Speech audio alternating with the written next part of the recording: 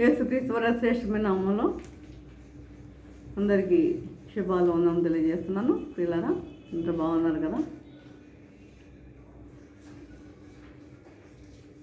మరి ఈరోజు మనము ధ్యానించబోయే లేఖన భాగం చూసినట్లయితే నిర్గమకాండము 15వ అధ్యాయము 3 నుండి 69 చదువుకుందాం. యెహోవా యుద్ధశూరుడు, యెహోవా అని ఆయనకు పేరు. ఆయన ఫరో రథములను అతని సేనను సముద్రంలో పడద్రోసెను. అతని అధిపతులలో శ్రేష్ఠులు ఎర్ర సముద్రంలో మునిగిపోయిరి. అగాధ జలములు వారిని కప్పెను. వారు రాతి వలె అడుగంటిపోయిరి. యెహోవా ఈ దక్షిణ హస్తము బలమొంది అతిశయించును. యెహోవా నీ దక్షిణ హస్తము శత్రువుని చితక్కొట్టును. దేవుడి పరిశుద్ధ వాక్యం దీవించును గాక. ఆమేన్. ప్రార్థన చేసుకుందాం. పరిశుద్ధుడా, ప్రేమగల తండ్రి, ఈ పరిశుద్ధ పాదం స్తోత్రం దేవా ప్రభా.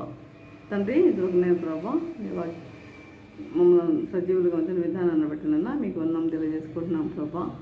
తండ్రి ఇదిగోనైనా మేము వాక్యం ధ్యానించుకుంటున్నాం తండ్రి. మీరు మాతో ఉండండి, మాతో నడిపించండి తండ్రి. జ్ఞానం అనుగ్రహించండి ప్రభా. తండ్రి ప్రతి ఒక్కరు తండ్రి ఉండగల జీవులు గ్రహించగల మనసును వాక్యానుసారంగా జీవించే జీవితం దయచేయమని తండ్రి.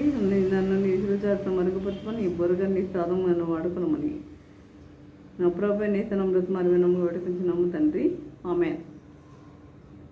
ప్రభునందు ప్రియులారా, ఈరోజు అంశం ఏంటంటే దేవుని హస్తము. దేవుని హస్తము. దేవుని హస్తములో కాపుదల. దేవుని హస్తములో కాపుదల స్పష్టంగా చూసినట్లయితే యెహోవా యుద్ధశూరుడు. ఇప్పుడు మనం చదువుకున్నాము. యెహోవా యుద్ధశూరుడు. యెహోవా అని ఆయనకు పేరు. ఈ నిర్గమకాండ 15వ అధ్యాయం 3 నుండి 69. యెహోవా అని ఆయనకు పేరు. ఆయన ఫరో రథములను అతని సేనను సముద్రంలో ఏం చేశాడు? పడద్రోశాడు కదా. అతని అధిపతులలో శ్రేష్ఠులు ఎర్ర సముద్రంలో మునిగిపోయేది. అగాధ జలములు వారిని కప్పెను. వారి రాతి వలె అడుగంటిపోయేది. యెహోవా నీ దక్షిణ హస్తము బలమొంది అతిశయించును. యెహోవా నీ దక్షిణ హస్తము శత్రువుని చితకగొట్టును. ఈ దక్షిణ హస్తము నీ శత్రువుని ఏం చేస్తుంది? చితకగొట్టును. ఇక్కడ మోషే భక్తుడు చెప్తున్నాడు. ఏమని? దేవుని హస్తం మనకేం చేస్తుంది? ఏం చేస్తుందండి? దేవుని హస్తం మనకి ఏమిస్తుంది? కాపుదలను ఇస్తుంది. కాపుదల అనేది దేవుని హస్తం మనకి ఇస్తుంది. నీవు దేవుని సంరక్షణలో ఉంటే ఎప్పుడు కాపుదల? నీవు దేవుని సంరక్షణలో ఉంటే, దేవుని యందు నువ్వు భయభక్తులు కలిగి ఉంటే అప్పుడు మాత్రమే నీకు దేవుడి కాపుదల ఉంటుంది. నీవు దేవుని సంరక్షణలో ఉంటే నీ శత్రువు నిన్ను ఎంత మాత్రం ఏమి చేయలేడు. ఈ శత్రువు నిన్ను ఎంత మాత్రం ఏమీ చేయలేడు. అపవాది నిన్ను ముట్టలేడు. నీ హస్తము చూడండి, కీర్తనలు 21వ అధ్యాయం 8వ వచనం చూసినట్లయితే నీ హస్తము నీ శత్రువులందరినీ చిక్కించుకొనును. నీ హస్తము నీ శత్రువులందరినీ ఏం చేస్తున్నాడా? చిక్కించుకొనును. నీ దక్షిణ హస్తము నిన్ను ద్వేషించు వారిని చిక్కించుకొనును. నిన్నెవరన్నా ద్వేషిస్తున్నారా? నీ హస్తము ఏం చేస్తుంది? వారిని చిక్కించుకుంటుందట. నేను ద్వేషించు వారిని.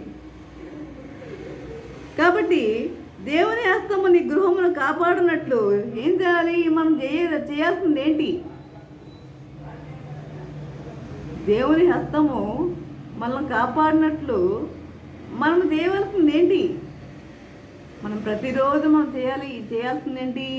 ప్రార్థన అనేది మనము చేసేవారిగా ఉండాలి. ఆయన వాక్యాన్ని మనము ధ్యానించేవారిగా ఉండాలి. కాబట్టి నీ గృహమును కాపాడినట్టు ప్రతిరోజు నీవు ప్రార్థించుకోవాలి.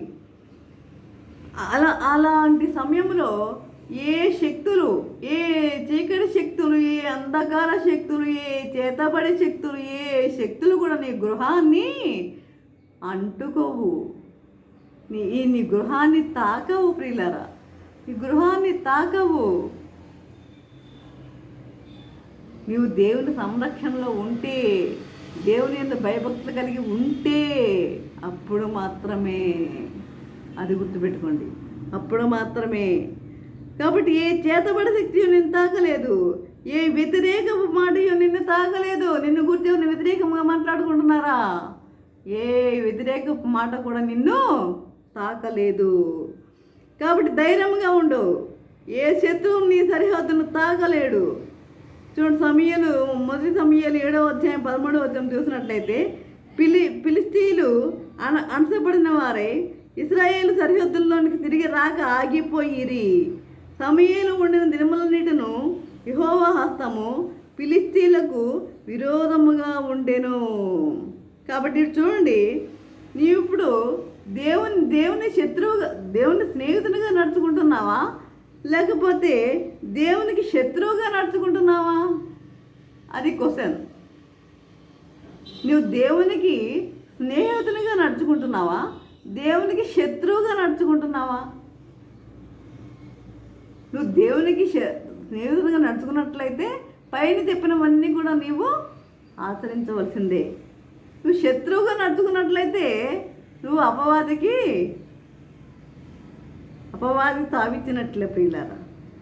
కాబట్టి దేవుడు చూడండి, దేవుడు అహంకారాలను ఎదిరించి దీనిలోకి ఏం చేస్తానంటున్నాడు? కృప అనుగ్రహిస్తానంటున్నాడు. అహంకారాలను ఎదిరించి దీనిలకు కృప అనుగ్రహిస్తానంటున్నాడు ప్రియులారా. కాబట్టి ఆ విధముగా ఇప్పుడు మనం ఎలా ఉండాలి? దేవునికి శత్రువుగా ఉండాలా, దేవునికి స్నేహితునిగా ఉండాలా? దేవునికి స్నేహితునిగా ఉండటానికి మీ జీవితాలలో మీరేం చేయాలి? ఆయత్తపరుచుకునేవారిగా ఉండాలి, దేవునికి స్నేహితునిగా ఉండేవారిగా ఉండాలి ప్రియులారా. అది చూడండి, దేవుని హస్తములో ఏముంటుందట? ధైర్యం.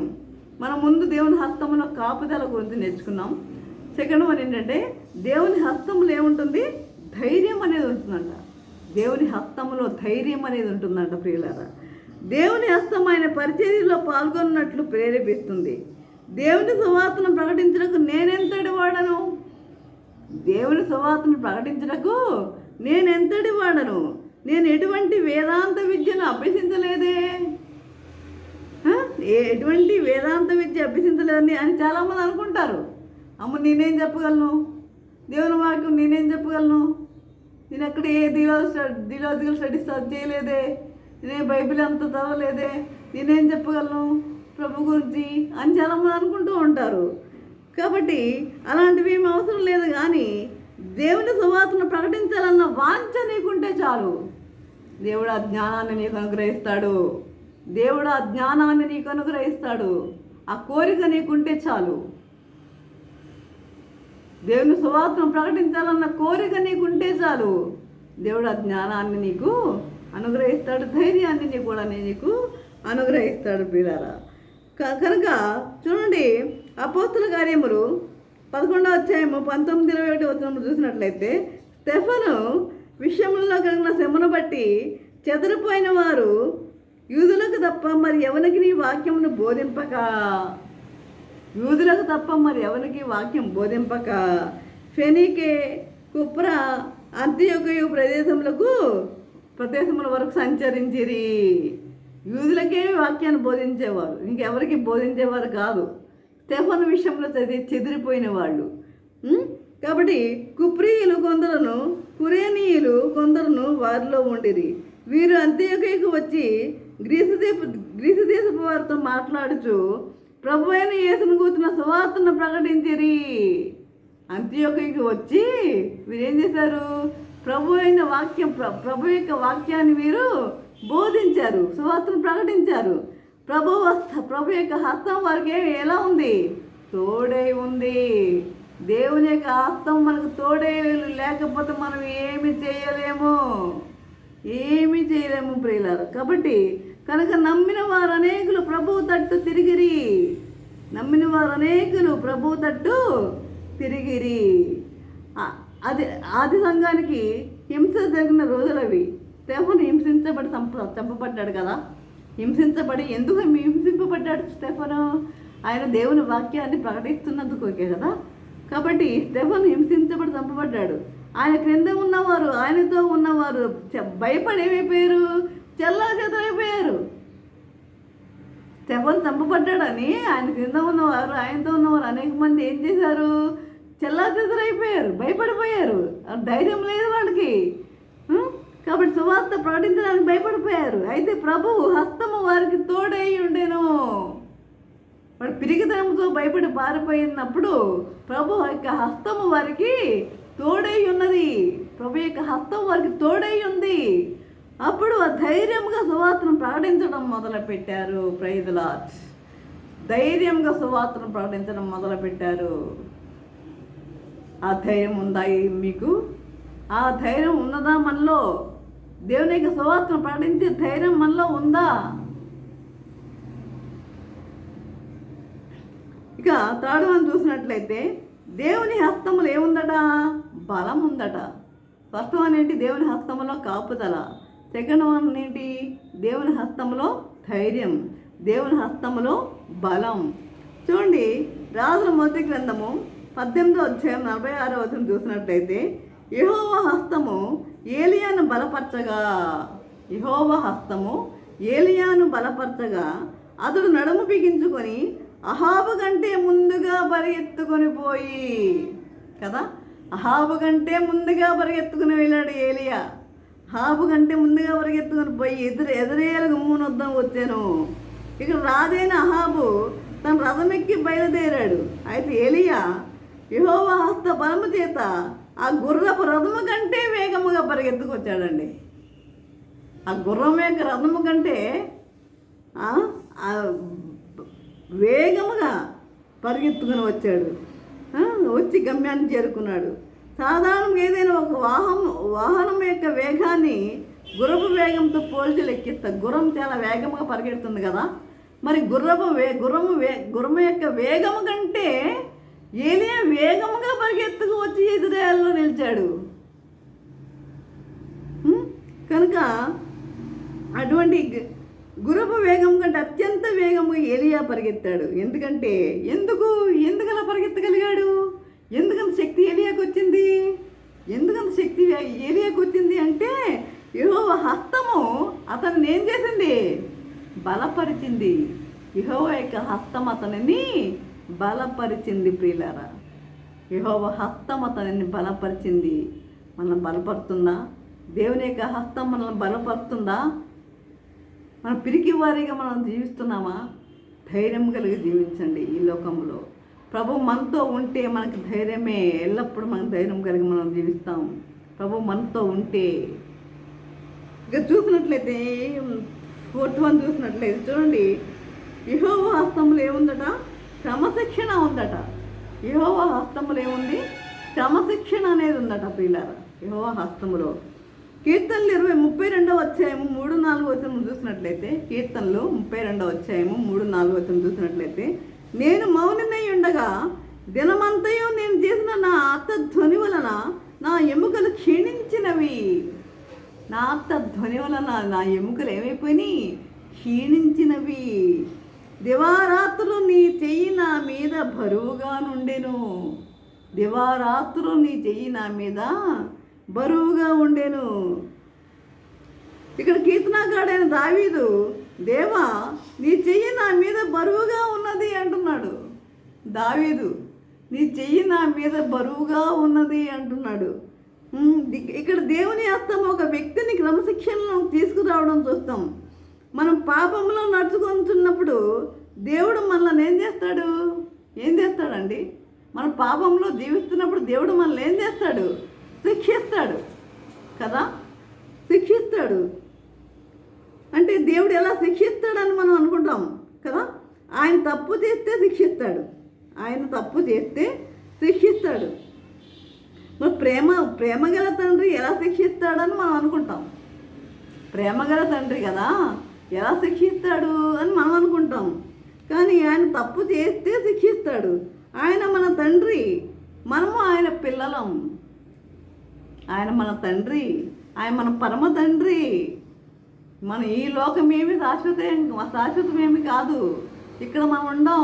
మన ఈ లోకంలో పరదేశులము, యాత్రికులము మాత్రమే. కనుక మనము ఆయన పిల్లలము కనుక ఆయన మనల్ని శిక్షించి క్రమపరుస్తాడు. మనం శిక్షించి క్రమపరుస్తాడు. ఆయన ఆజ్ఞలను అనుసరించినప్పుడు, ఆయన మాటలకు లోబడినప్పుడు, విధేయులంగా ప్రవర్తించినప్పుడు, చూడండి, ఆయన ఆజ్ఞలను అనుసరించనప్పుడు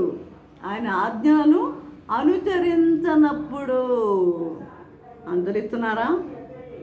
దేవుని యొక్క ఆజ్ఞలను అనుసరిస్తున్నారా? మీరు తల్లిదండ్రులను ప్రేమిస్తున్నారా? తల్లిదండ్రుల మాటలు మీరు వింటున్నారా? ఇంకా 10 ఆజ్ఞలు ఉన్నాయి మనకి. ఆ 10 ఆజ్ఞలు గురించి దేవుడు కొత్త నిబంధనలు 2 ఆజ్ఞలు చేశాడు. మరి ఆయన ఆత్మతోనూ సత్యంతోనూ ప్రేమించమని, అదే విధంగా నిన్ను వల్ల నీ పొరుగు వారిని ప్రేమించమని. ఆ విధంగా ఆజ్ఞలన్నీ మనము మరి ఆజ్ఞలకి కట్టుబడి నడుచుకుంటున్నామో మనము. అదేవిధంగా ఆయన ఆజ్ఞలను అనుసరించినప్పుడు, ఆయన మాటకు లోబడనప్పుడు, ఆయన మాటకు లోబడాలి మనము. ఆయన మాటకు మనం లోబడేవారిగా ఉండాలి. లోబడుతున్నాము మనం ఆయన మాటకు. నీ లెక్కేంటి? చాలామంది నీ లెక్కేంటి, నాకు జాబ్ ఉంది, నాకు ఉద్యోగం ఉంది, నేను సంపాదిస్తున్నా, నీ లెక్కేంటి అనేవాళ్ళు కూడా చాలామందిని నేను చూసా. అలాంటి వాళ్ళు కూడా ఉన్నారు. కాబట్టి ఇలాంటివి దేవుడు ఇష్టపడేవాడు కాదు. నువ్వు అంత సంపాదించినా దేవుడు తలుచుకుంటే నీ చేతిలో పైసా కూడా లేకుండా చేయగలడు. కానీ నువ్వు దేవుని ఆజ్ఞలకు విధేయులుగా ఉండాలి. దేవుని ఆజ్ఞలు కట్టుబడే జీవించేవారిగా ఉండాలి. కనుక ఆయన మాటకు లోబడి జీవించేవారిగా ఉండాలి. అవిధేయులుగా ప్రవర్తించకూడదు. చెప్పిన మాట వినేవారిగా ఉండాలి. అవిధేయులుగా మీరు ప్రవర్తించవద్దు. తల్లిదండ్రుల మాట వినండి. భర్త మాట భార్య, భార్య మాట భర్త, ఇద్దరు ఒబే అయి ఉండాలి. అంతేగాని మరి ఆ విధంగా జీవించాలి. అదే తల్లిదండ్రుల మాటలు కూడా ఒబే అయి ఉండాలి. ఆ విధంగా అవిధేయులుగా ప్రవర్తించినప్పుడు దేవుని హస్తం మనకి ఎలా ఉంటుందంట? బరువుగా ఉంటుందంట. ఆ విధంగా ప్రవర్తించినప్పుడు ఆయన యొక్క హస్తము బరువుగా ఉంటుందంట. ప్రియులారా, బరువుగా ఉంటుంది, బరువుగా నిలుస్తుంది. ఎంత త్వరగా లోపడతామో అంత త్వరగా సరిదిద్దుతాము.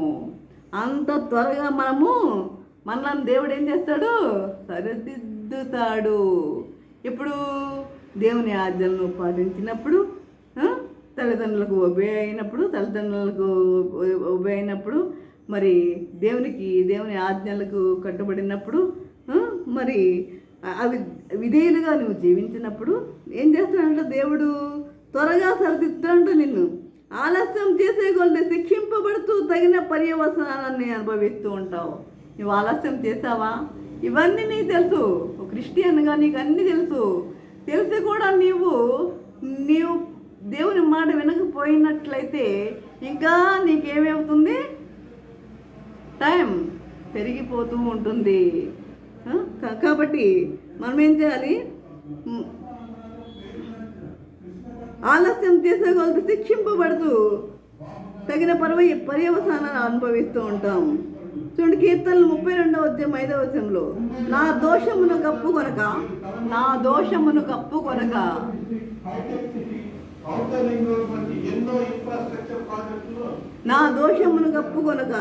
నీ ఎదుట నా పాపమును ఒప్పుకొంటిని.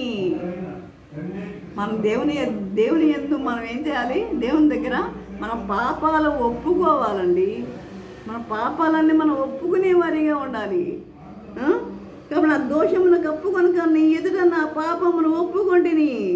యెహోవా సన్నిధిని నా అతిక్రమమును ఒప్పుకొందుననుకొంటిని. నీవు నా పాప దోషమును పరిహరించి ఉన్నావు. కాబట్టి త్వరగా పశ్చాత్తాపడి నువ్వేం చేయాలి? ఈ పాపాన్ని ఒప్పుకోవాలి. ప్రియులారా, మీ పాపాలన్నీ మీరు ఒప్పుకోవాలి. నేను పాపిని కాదు అంటున్నారా? అలా అనకూడదు. అలా అన్నట్లయితే నీవు దేవుణ్ణి అబద్ధికునిగా చేసిన వాడు అవుతావు సుమా. మన పాపులమే, జన్మతః పాపులమే మనము. కాబట్టి ప్రతి ఒక్కరిలో పాపం ఉంది. పాపం లేదని చెప్పేవాళ్ళు ఎవరు కూడా లేరు. ఒక్క యేసు ప్రభు తప్ప, ఆయనలో తప్ప. మరి ఇంక ప్రతి ఒక్కరు ఏదో ఒక పాపం అనేది ఉంది. పుట్టుకతోనే మనం పాపులము మనము. కనుక త్వరగా నీ పశ్చాత్తాపని పాపాన్ని ఒప్పుకోవాలి. ఇంకొకటి చెప్పి నేను ముగిస్తా. దేవుని హస్తములో ఇంకేముందట? ఐక్యత ఉందట. దేవుని హస్తములో ఏముంది? ఐక్యత. చూడండి, 2వ దినవృత్తాంతములు 30వ అధ్యాయము 12వ వచనం చూసినట్లయితే, యెహోవా ఆజ్ఞను బట్టి రాజును అధిపతులను చేసిన నిర్ణయమును నెరవేర్చినట్లు యూదాలోని వారికి మనస్సు ఏకం చేయుటకే దేవుని హస్తము వారికి తోడ్పడెను. ఇక్కడ ఇశ్రాయేలీలు దేవుడు తమకు చేయమని చెప్పిన అనేకమైన సంగతులను మర్చిపోయారు. ఇశ్రాయేలీలు ఏం చేశారు? దేవుడు తమకు చేయమని చెప్పిన సంగతులన్నింటినీ మీరు ఏం చేశారు? మర్చిపోయారు. ఎప్పుడైతే దేశంలోని రాజు మొదలుకొని ప్రజలందరూ తమ మనసులను మార్చుకున్నారో అప్పుడు దేవుని హస్తము వారి మధ్య ఏక మనసును అనుగ్రహించాడు. నీ జీవితం మీద దేవుడు నియమించిన నాయకుల మాటకు లోబడినప్పుడు దేవుని హస్తము నీ మీదకి వస్తుంది. ఐక్యతలు ఏముందట? ఐక్యతలు ఏముంది? శాంతి, సమాధానం ఉంటుంది. మన యొక్క ఐక్యతలో కుటుంబంలో కావచ్చు, ఫ్రెండ్స్లో కావచ్చు, భార్యాభర్తల్లో కావచ్చు, ఎవరిలోనైనా సరే ఐక్యతలు ఏముందట? శాంతి, సమాధానం ఉంటుంది. మొదట మీరు మీ కుటుంబంలో కలిసి మీరు ప్రార్థన చేస్తున్నారా? ప్రార్థన చేసుకుంటున్నారా? చేసుకునేవారిగా ఉన్నారా? దేవునితో సమయం గడుపుతున్నారా? దేవునితో ఎంత సమయం గడుపుతున్నారు మీరు? ఎంత సమయం గడుపుతున్నారు? అంత అలా చేసినప్పుడే మీ గృహాల్లో ఏముంటుంది? ఐక్యత ఉంటుంది. సాతాను ఇంటి ఆవరణంలో కూడా ప్రవేశించదు. ప్రభు మన గృహంలో నివసిస్తాడు. కాబట్టి మనము ఐక్యతతో జీవించేవారిగా ఉండాలి. కాబట్టి ప్రియులారా, మనము ఈ విధంగా దేవుని యందు మనం భయభక్తులు కలిగి మనం జీవించేవారిగా ఉండాలి. అది చూడండి, యెషయా 49:16 మనం చూసినట్లయితే, చూడము నా చేతుల మీద నేను చెక్కి ఉన్నాను, నీ ప్రాకారంలో నిత్యము నా ఎదుటనున్నవి. నీవు యెహోవా చేతిలో, యెషయా 62:3లో, నీవు యెహోవా చేతిలో భూషణ కిరీటముగాను నీ దేవుని చేతిలో రాజకీయ మకుటముగాను ఉందువు. ఎప్పుడు? నీవు ఐక్యత కలిగి ఉన్నప్పుడు, ఇంతకుముందు చెప్పుకున్నవన్నీ నువ్వు పాటించినప్పుడు. అప్పుడు ఎలా ఉంటావంట? నువ్వు ఎలా ఉంటావు? యెహోవా చేతిలో కిరీటముగా ఉంటావండి. కిరీటము కావాలా? ఏం కావాలి మీకు? భూషణ కిరీటముగాను నీ దేవుని చేతిలో రాజకీయ మకుటముగాను నీవు ఉంటావు. కాబట్టి నీవు దేవుని చేతులకు అప్పగించుకొనుము. నీవు దేవుని అభిషేకం పొంది ఆయన చేతిలోని భూషణ కిరీటమును రాజకీయ మకుటమునై ఉన్నావు. యేసు మన ఆత్మల కాపరి అయి ఉన్నాడు. కాబట్టి మనము ఆయన యొక్క గొర్రెలము. నా గొర్రెలు నా స్వరము వింటాయి. మనం ఆయన గొర్రెలం. మనం ఆయన స్వరాన్ని మనం వినాలి. కాబట్టి నా గొర్రెలు నా స్వరం విను, నేను వాటిని ఎరుగుదును, అవి నన్ను వెంబడించును, నేను వాటికి నిత్య జీవం ఇచ్చున్నాను కనుక అవి ఎన్నటికీ నశింపవు, ఎవడను వాటిని నా చేతిలో నుండి అపహరింపడని యేసు ప్రభు చెప్తున్నాడు. పిల్లరా, అర్థమైంది కదా? కాబట్టి మనం ఆయన యొక్క గొర్రెలము. మనం ఎలా ఉండాలి? ఇంతవరకు చెప్పుకున్న 5 పాయింట్స్ ఒక్కసారి నేను చెప్పి, దేవుని హస్తంలో ఉన్నవేంటి చూడండి. దేవుని హస్తంలో ఉన్నదేంటి? కాపుదల. రెండవది, దేవుని హస్తంలో ఏముంది? ధైర్యం. దేవుని హస్తంలో ఏముంది? బలం. దేవుని హస్తంలో ఏముంది? క్రమశిక్షణ. దేవుని హస్తంలో ఏముంది? ఐక్యత. ఇవన్నీ కలిగి మనము జీవించేవారిగా ఉండాలి. దేవునికి విధేయులుగా మనం జీవించేవారిగా ఉండాలి. దేవుని ఆజ్ఞలను మనం పాటించేవారిగా ఉండాలి. ఈ విధంగా ఉన్నట్లయితే ఏమంటున్నాడు దేవుడు? ఆయన యొక్క రాజకీయ, ఆయన యొక్క మకుటముగా చేస్తానంటున్నాడు. చూడము నా అరచేతిలో నిన్ను చెక్కుకొని ఉన్నాను. కనుక నీవు యెహోవా చేతిలో ఎలా ఉంటావంట? భూషణ కిరీటముగా ఉంటావంట ప్రియులారా. కాబట్టి నువ్వు భూషణ కిరీటముగా ఉండాలనుకుంటున్నావో, ఏ విధముగా ఉండాలనుకుంటున్నావో నీకు నీవే నిర్ణయించుకో. ఈ విధముగా జీవించటకు పరిశుద్ధాత్మ దేవుడు సహాయం చేసి నడిపించను గాక. ఆమెన్. ప్రార్థన చేసుకుందాం. పరిశుద్ధుడా, ప్రేమగల తండ్రి, నీ పరిశుద్ధ పాదము స్వతము దేవా. ప్రభా తండ్రి, ఇంతవరకు నేను ప్రభా నీ వాక్యం ద్వారా తండ్రి మాతో మాట్లాడిన విధానం బట్టినైనా మీకు వందనం తెలియజేసుకుంటున్నాం ప్రభా. తండ్రి, మీ హస్తంలో ఏమేమి ఉన్నాయో తండ్రి, ఏమేమి దాగి ఉన్నావో అన్నీ కూడా మేము నేర్చుకుని ఉన్నాము నేను ప్రభా.